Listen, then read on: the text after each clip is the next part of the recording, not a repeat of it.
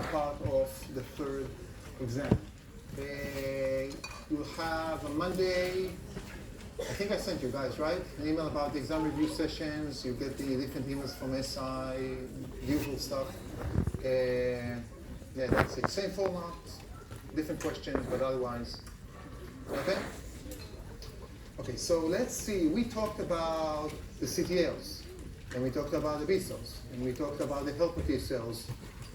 This is a nice animation that shows you all how it works. If you missed the email, you can find all the, I cannot put the animations on the PowerPoints because you need the file itself. You can find them on the other links under Sakai Resources. There are two different SWF and MP4. One of them will work for you. Just enjoy it, okay? So let's see how they all work together. Activation of the immune response typically begins when a pathogen enters the body. Macrophages that encounter the pathogen ingest, process, and display the antigen fragments on their cell surfaces. Macrophages with antigen fragments displayed on their surfaces are called antigen-presenting cells. An antigen-presenting macrophage interacts with a T helper cell that can recognize the same antigen. During the interaction, the macrophage releases a chemical alarm signal called interleukin-1, which stimulates the T helper cell to secrete interleukin-2. Stopping for a second, just to emphasize, no need to memorize any of the cytokines, any of the interleukin 1 or 2, you're not responsible for that. Interleukin-2 causes the proliferation of certain cytotoxic T cells and B cells. The immune response from this point follows two paths, one using cytotoxic T cells and one using B cells.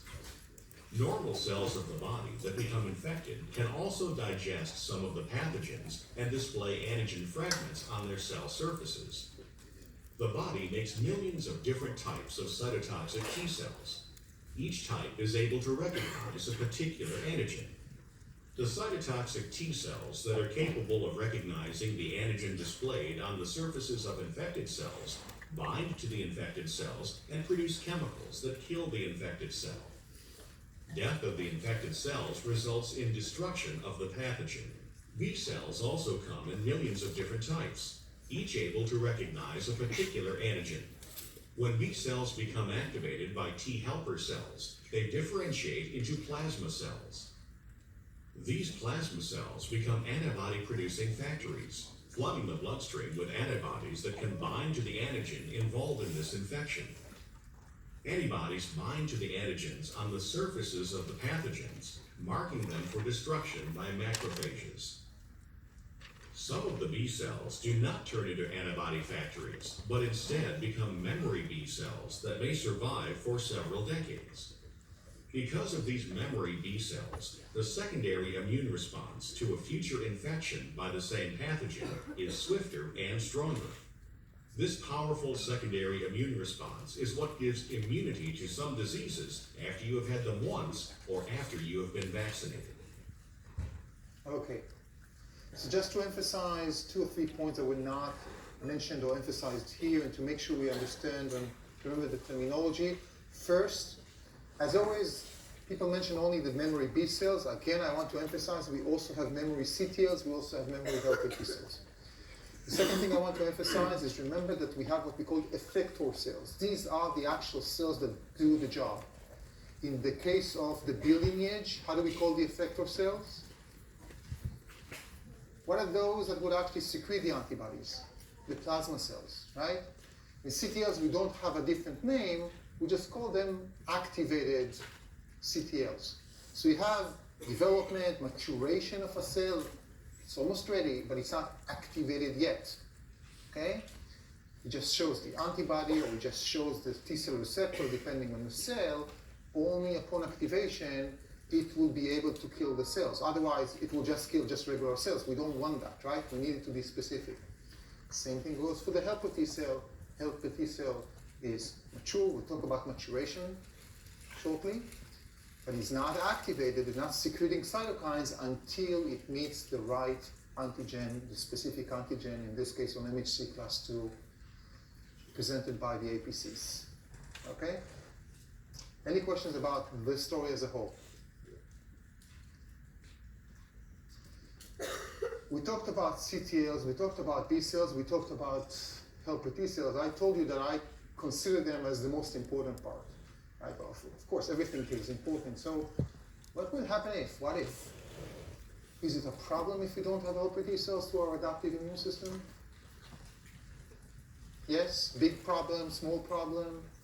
It's going to be a big problem, right? Now, when we ask what if, we typically do experiments if possible. Sometimes we have diseases that tells us. This is the case when someone did the experiment for us, right?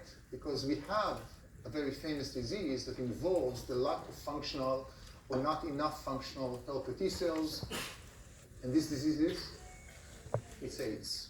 HIV is not a disease, it's the virus itself that indeed causing AIDS. Okay? So HIV is a virus that you can imagine that this virus just said, I want to attack the body of humans. So that virus took any possible anatomy physiology course, immunology course, and read all the possible textbooks and said, I found the weakest part. And the weakest part is in the helper T cells. Each virus, when they attack from bacteria to humans, they attack a specific type of cell that, and they utilize it for transcription, translation, synthesis of viral proteins. In the case of the helper T cell, in the case of HIV, these are the helper T cells. Okay?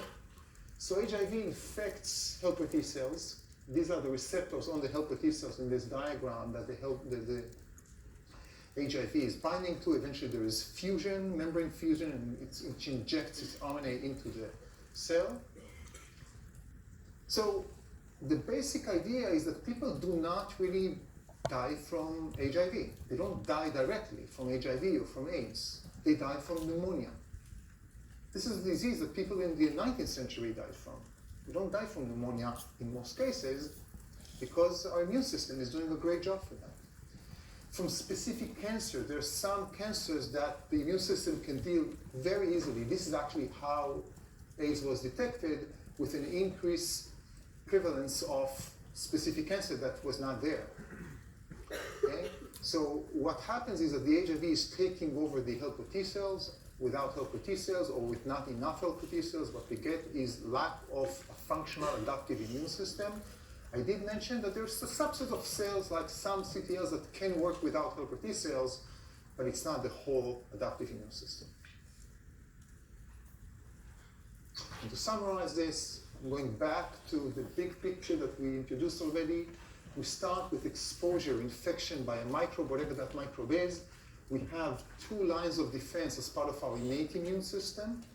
The innate immune system itself, when recognizing different components, will start to secrete those cytokines, recruiting the helper T cells, the B cells, the T cells, and as a result, the adaptive immune system will A, do a better job, B, will have memory, C, will make the innate immune system work better. Any questions about what we discussed before we move on? Yes?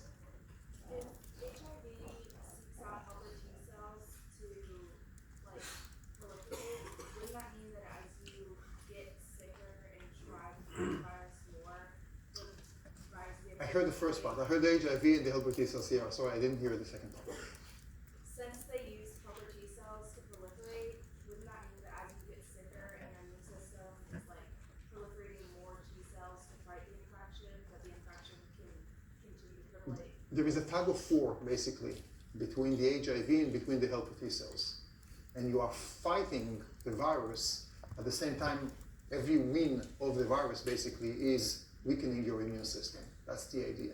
And as you probably know, HIV, it's not that you're getting AIDS immediately when infected with HIV. Today, actually, the situation is much, much better because we cannot completely erase the virus in most cases, but we're able to live with the disease. But yeah, the idea is a tug of war. Right. What exactly do ARVs do? Do, sorry. Like for the antiviral drugs for HIV? What they're trying to do is that there are different types, but for example, to inhibit, if you will, the receptor for binding, or to inhibit the ability of the fusion, or to inhibit the ability of the virus itself to reproduce. We're not going into virology, but for example, viruses, for those of you who learn, actually those of you who took genetics maybe even with me, This is what we call a retrovirus. So it has RNA and it needs to become a DNA. Anyone wants to tell me what's the name of the enzyme? Anyone remembers? Q2? Reverse transcriptase, or RT. We don't have it in our cells. It's only the viruses that have it. So if you can inhibit reverse transcriptase, you're good, right?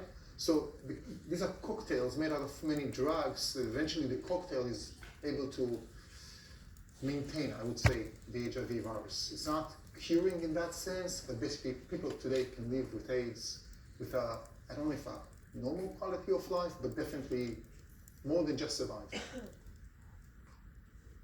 Yes, Beatrice. It's the weakened points in the sense that it's the most important point. So if you're just messing up with them, because if you mess up with the CTLs, you still have the B cells, you still have the antibodies. This is the conductors of the orchestra, the CEO. These are the guys who come and say, okay, start working. If you just remove them, then all the workers are there, but nobody will do any job. That's the idea. Well, not nobody, again, some, but not as many. The last part of the immune system, I debated with myself whether I want to address it or not, but I decided I do. But as a bonus, the last slides from now on, the next 2 slides, this is enough for the exam, okay? Just enjoy them.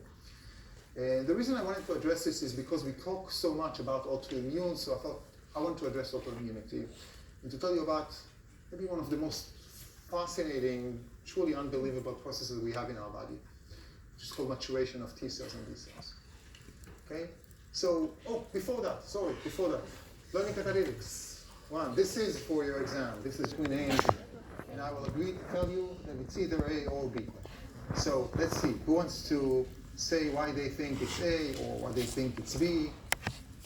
One of them should be wrong, right? So just write it down. The doctor will inject specific antibodies, and here the doctor will inject active or inactive antigen. Nicole, what did you choose? You chose B.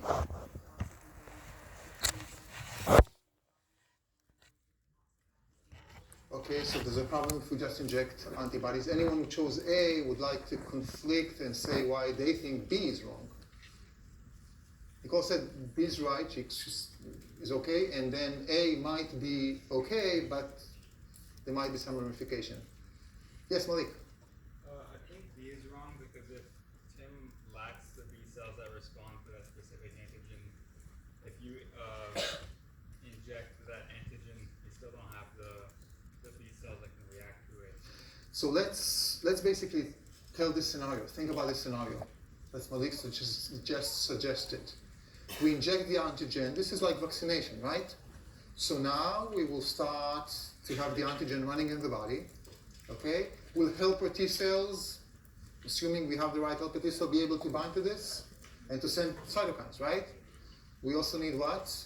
The B cell, okay? And this is antigen X. We assume it's soluble, it's not a cell. We have the B cell. Can the B cell, we don't have that B cell, right? Team doesn't have that B cell. So the active immunity cannot work here because we don't have the one to respond. Remember, our arsenal of antibody and our arsenal of B cells, or CTLs, or helper T cells is what we have. That's it. We cannot acquire new antibodies based on an antigen. We need to get them from the outside. The correct answer in this case will actually be A.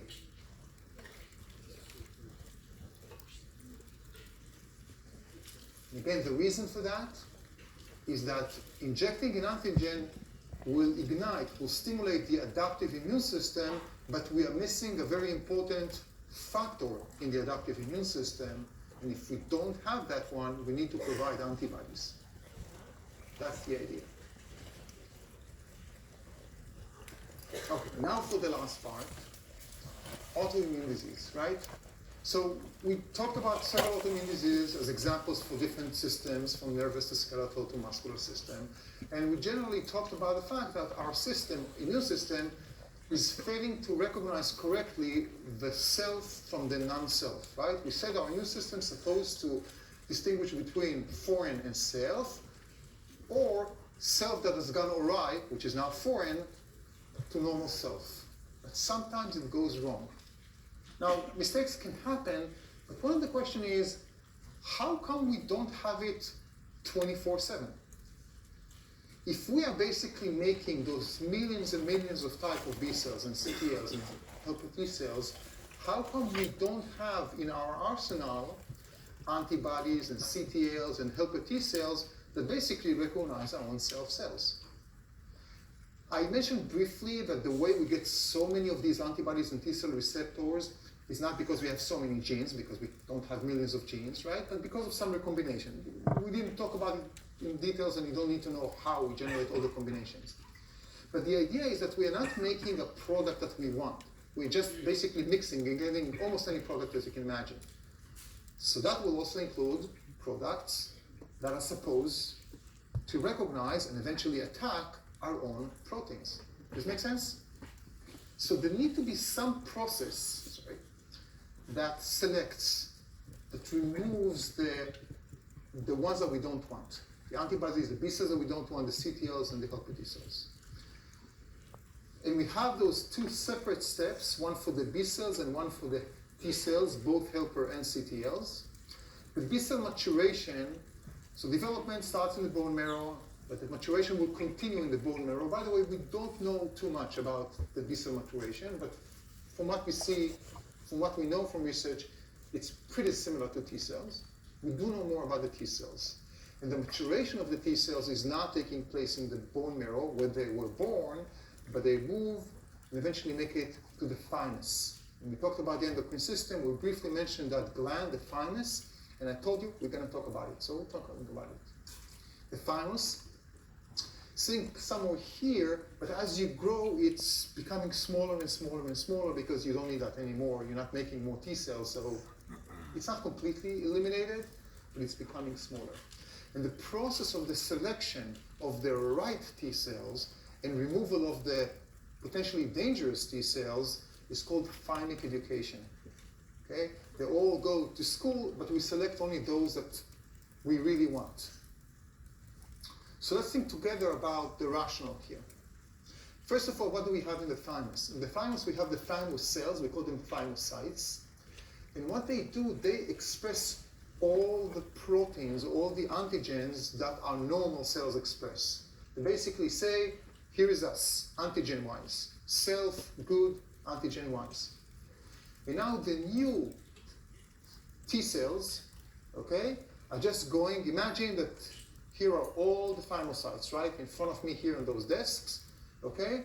And what we do, I'm a T cell, was born in the bone marrow, I'm almost ready to work, I have my T cell receptor, I'm just going and moving, and I'm saying, okay, what do we have? Basically, you guys are my selection committee. You are testing me whether I'm the good guy that I want to keep, or maybe I'm a bad guy that I don't want to keep, okay? So let's think about these selections. Basically, three populations of cells. So these are the thymic cells or thymocytes. They are here in green. They're not here in green. And they express MHC. Okay? And they express many antigens. These thymocytes expressing this green labeled antigen. Okay? And now we have this T cell with this specific T cell receptor. Now, imagine that in this case, this T cell cannot bind to an MHC. Okay? To our own MHC. Is that a good T cell that we want to keep? It's not going to cause any autoimmunity, right? Because it's kind of like, it cannot create an attack, whatever it's going to be, right? Do we want to keep it? No, not because it's dangerous, but just because it's not going to be effective. So what are we going to do? We're going to kill it. How are we going to kill it? We're going to tell it to commit suicide. In other words, that's the, how do we call committing suicide in biology in cells? Apoptosis example. Okay? So please ignore the term positive or negative selection. Just think about it as selection. It can be really confusing, so just ignore those. And again, I repeat, this is just for your knowledge. This is not for the exam. So if it fails to recognize the self-MHC, we're going to eliminate that. What happens if this is a T cell right here that does bind to the MHC and does bind, oops, I'll just ask you and then we'll show you, does bind to the MHC and does bind to the antigen strongly? Is that a T cell that we want to keep? Yes or no? I'm going to count to 3. Think about it for a second. It's a T cell that binds to the MHC in one arm and binds to the antigen in the second arm. Think about it, do we want this guy or not? 1, 2, 3? No. Why not? This is a T cell that recognizes what? Our own self-antigen. This is a self-antigen. If it stays, we have a problem. So that's another level of selection. In this case, it's not a non-functional T cell, it's a dangerous T cell. It's someone who works too well for our body. So we're going to remove it as well. It binds the MHC and reacts vigorously with the self-antigen. Forget about negative or positive, don't worry about that. Apoptosis. So the only ones we are going to keep are actually the ones that do bind to MHC, but don't bind to the self-antigen. These are the good guys. And they're about 2%, 3% maybe of the entire T cells. But it's so important to remove the others. Is that perfect? No, it's leaky. Not everything that will be staying here will actually cause an autoimmune disease. There are so many other regulatory processes, but we are removing basically most of those that can potentially lead to an autoimmune disease. Isn't that amazing? This is just an amazing process. Instead of making only the ones that we want, which is so difficult to do, we're just making all the mix with all the combinations and mutations, just everything, and then we select only those that we really want. Yes, Alicia. I'm not going into the MHC one, just because to make it a bit more complicated, these T cells are doing the selection before they're actually becoming CTLs or helper T cells. So forget about MHC class 1 or 2, but think about it if you want as MHC class 1. So all the cells, yeah. They're in the process now of differentiation. I don't want to go into that. Okay? Any last question? Immune system. Olivia.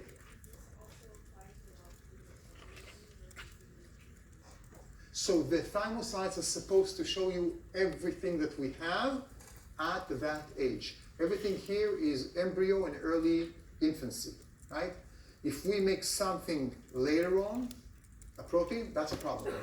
And we will come back to this in our very final lecture. We'll talk about that. Okay? Yes? So why would you expend the energy to make all of the cells? Why not just make the one that works? Because think about it as from engineering, if you will. Here, you don't control what you want. You're wasting energy in a way. But how would you make antibody per each antigen? In the process that we have, we don't try to make something. We have a gene, we allow it, never mind how, to do recombination. It's just combinatoric effects of just this part and this part and this part, and you just make everything. It's much easier to make everything and then to remove it. It sounds like a waste of energy and time, but to make something specific for a given antigen, that will be much, much worse. Malik, last question. What's presented on the MHC are just fragments, correct, of the protein? The fragments they're just showing fragments of the protein. And if you will have enough fragments to recognize a given protein, if that's the question you're about to ask. Is that a question? It was, but another part to it, how, there's only so many, I guess I'm not understanding, how can you have, like, these are all going to be polypeptides, correct? And so how can there be some that are so different that they can be recognized by T cells? Yeah, it's a story. Malik is asking, okay, these are just peptides. It's not even the entire protein, right? So how come, how can we distinguish them? We can't. Basically, it's just a matter of statistics. There's just enough of this. And again, it's a leaky process. But we're just narrowing down the number of potential activators. Sarah, the last question, okay. I know it's really fascinating. So in an autoimmune disease, like the problem isn't like an actual, basically it's not a bacteria or anything. It's just that like this process isn't very good. Sierra is asking, is the autoimmune problem in this process? If you guys want to be, if A, B, and C, which is the one causing the autoimmune disease? It's C, exactly. Now, for an autoimmune disease to take place, it's beyond that leakiness because, again, we have other factors, other regulators, something else went wrong. And we actually know so little about a cause for a given autoimmune disease. Okay, with that, we're moving on. I'm going to open a new learning catalytics. You can see at the session number. And you can start thinking about this as a system based on, this is kind of a similar question to one of the very first questions that I started with when we talked about big picture sensory motor. What's the problem here? The sensory. Fine.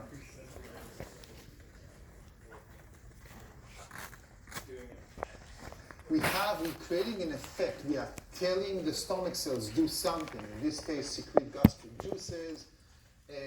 So that has to be motor, right? It goes to an effector. It has to be motor. So some of you said parasympathetic and some said sympathetic. Think about it for a second and we'll do the 1, 2, 3 thing, okay, between those two. Think about the big words for sympathetic and parasympathetic. 1, 2, 3. Parasympathetic. This is rest and digest, right? We are digesting here. So indeed, we're going to talk about the parasympathetic, but now it's time to introduce a new system. A new system that we did not discuss back in the days. I'm coming back to one of my very first slides in this class. Okay? Motor. Okay, in motor we have somatic, skeletal muscles, autonomic. In autonomic we have sympathetic and parasympathetic. But we actually have another child to this lineage, which is pretty unique, and we call it the enteric nervous system. And I put that separately just because in some cases, some will call it below the parasympathetic, some will just put it next to the parasympathetic. The enteric nervous system is a system that is found in a nervous system that is found covering the digestive system, okay, innervating different parts of the digestive system, but it's a local system. We sometimes call it the small brain or the little brain. It has more neurons than our spinal cord has. And it's independent of the nervous system that we are familiar with. And when I say independent, as in many other cases that we talked about independence, I'm not saying that it does not connect and it does not get signals, but it functions by itself. So local events can cause other areas in the digestive system to respond by sending signals to the enteric nervous system. So when we talk about the enteric nervous system, this is just the stomach, but it's not just the stomach when we find the enteric nervous system. We talk about local reflexes. These are all reflexes. Nothing here is involving the cerebral cortex. And that's the basic fundamental activity of the enteric nervous system. But it also interacts with the central nervous system. How does it interact with the central nervous system? Through the parasympathetic system and a very specific nerve, which is, do you remember something from back then? The one that innervates all the internal organs, basically. The vagus nerve. Okay? So here is the medulla oblongata. This is what we'll find the center, as so many other centers. We learned about the cardiovascular center the other day, right? But also the center that will control these areas. And this will talk with, innervate to the parasympathetic, to the vagus nerve. It should be vagus, but I'll say vagus. Okay, it's Latin, it's vagus. Go to all those cells, but typically it will go to the enteric nervous system and from there to all the cells. Sometimes directly, sometimes indirectly. Now we talked here in the questions I asked you, Joe finishes jogging, when he smells the delicious ravioli, he can almost feel, is this involving the cerebral cortex? It does, right? You are aware, smell this, this is so wonderful, right? You remember the last time you ate that ravioli, get your appetite. So again, this is one of those cases when the central nervous system is talking with the autonomic nervous system, and then it goes to the local reflexes, and eventually, to the long reflexes, and eventually to the cells, to the effectors. The same idea as the cardiovascular center in the medulla getting signals from the cerebral cortex when you tell yourself, okay, I need to go out and run, so the heartbeat will increase. Okay. And I put it now, it's a bit detached from the context because we're just going to introduce it, but just because this will be important for the next time you're doing the readings and activity and mastering for next Thursday after the exam, and it will involve, this will be regulation of gastric activity, regulation of stomach activity, so I just wanted to make sure we cover this. Okay, we go ahead and start. This is my dad. This is 13-ish or 12. My dad, he was about 85-ish or 6. Now, you can see he's not like he's bent. He's not in a great shape. He's 85 and so on. He lived a great life, but he was already not in the best physical shape. The reason I'm showing this is he's making his dinner right now. And if I zoom in, okay, you can notice that he's not just eating his cottage cheese with bread. No, first of all, what you do, you cut the bread to triangles. And then you put it. And if I had enough time and I'll take a movie, you'll see him cutting the olives in half and putting them, because this is serious, right? This is food, this is dinner. You don't just go and grab something. The reason I'm putting this here, and then I grew up in a food-loving family, and my mother cooked really wonderfully, but my dad was a real chef, and this is what I'm showing off with my stuff. I like to cook a lot, okay? But the reason I'm putting all of this is to highlight the fact that for many of us, probably the majority of us, food digestive system is much more than we need to get those nutrients and we eat them and we need to get rid of waste, right? Sometimes it's for good, sometimes it's for really bad, so it's for better and for worse, right? It has a lot of effect on us, emotional effect, memories, and so on.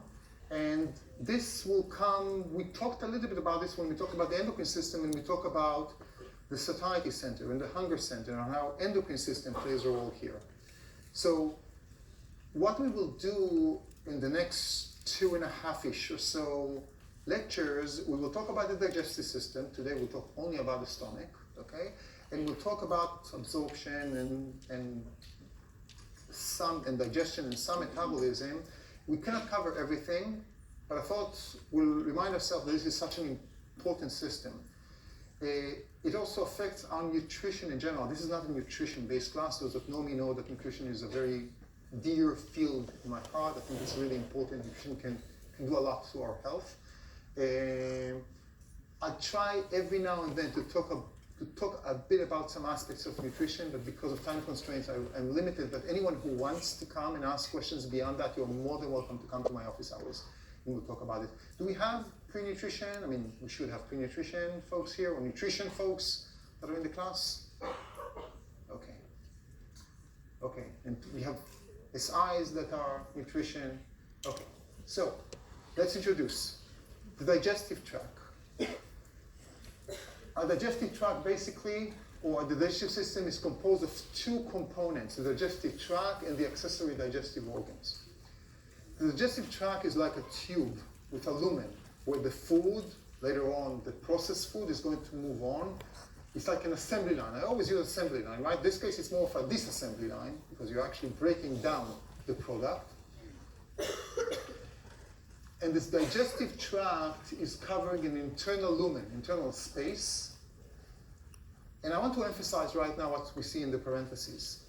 This is our most internal system. It's right in our middle internal part, right? At the same time, it's an outside system. Why is it outside? Why do I write outside? Because it's open to the environment, right? From the top and from the bottom. It's anus and mouth. Okay, so let's think for a second. Who wants to suggest what are the, not necessarily ramifications, but what do I need to take into account when I think about eating? Because this is an outside, it's not really internal system. It has something to do with our previous topic. Recall again. We talked about first line of defense, second line of defense, third line of defense. We have all our skills. We're going to eat a lot of stuff, and the food is important. The nutrients are essential. We're going to eat bacteria. We're going to eat pathogens. So we, all the time, we need to think about ways by which we make sure that we're not putting the bad stuff into our tissues, blood and tissues, right? And we'll talk about some of these things. So the digestive tract is covering the internal lumen. It's the disassembly line. This is, we're going to break down the macromolecules into smaller and smaller molecules so we can absorb them.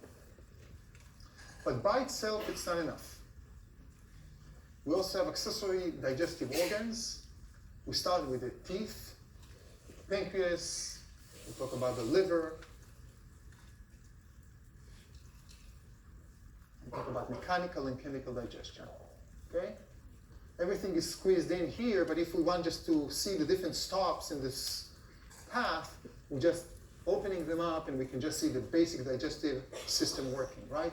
So we start eating something in our mouth and we already have salivary glands and teeth. And they will be important for, well, we'll talk about that a bit later, so never mind, right? But we're going to start chewing the food and secrete saliva. By the way, this is the time where I'd like to apologize to all the pre-dental hygiene students. I know some of you are here suffering because it's a mandatory, it's a required class. Sorry, Malena. Right? This was the first, this was actually the second, right? The second time and the last time I mentioned the word teeth. That's what's relevant to dental hygiene. I'm sorry for that. I did not make you take the class. It's the dental hygiene program that requires it. Well, I hope you can get some, not just the teeth, but that's it. We eat the food, we started to break it down, and it runs through the esophagus, all the way to our very first reservoir, if you will, the stomach. And today we'll focus on the stomach completely. Very important part of this path, of the journey. From there, the partially digested food, which will already be partially digested, is going to run through the small intestine. There are three parts of the small intestine. We'll talk a lot about what happens in the first one, is duodenum. Or duodenum, depending on how you pronounce it, I'll just say duodenum, okay? And here is where we see the pancreas, the liver, and with the help, assistance of the gallbladder, are going to have these ducts that are going to secrete different juices into the duodenum because they will be essential, not just helpful, essential in absorption, in digestion, and then absorption. The small intestine will also be the area where we're going to absorb most of the nutrients after we broke our macromolecules into smaller and smaller molecules, from the lumen, through the walls, the cells that make up the walls, into the interstitial fluid, and from there to the blood. And from the blood to where, by the way? From the capillaries to where? Anyone knows? You're going directly to the names of the veins. I'm just general. It's not going to go to the heart and circulation. It's going to go to the liver. We'll talk about that. Most, not all, but most of the nutrients need to go first of all to the liver. We have a lot of stuff to do with those molecules in the liver. And then we absorb most. We complete the absorption mainly of water and minerals in the large intestine. What we do mainly in the large intestine is to remove all the water. There's going to be a lot of fluids here. And to create the feces, to push it with the help of the rectal muscles through the anus and the out. Of course, the waist. That's the big picture. Okay. When we talk about processes, it's a science. We want to make sure we know what the processes are. Because digestion is sometimes used for everything, but it's not true, right? So let's talk about the basic processes. Digestion. Digestion is not digesting anything. You're just putting the stuff in your mouth. That's it. It's like you can see the baby, right?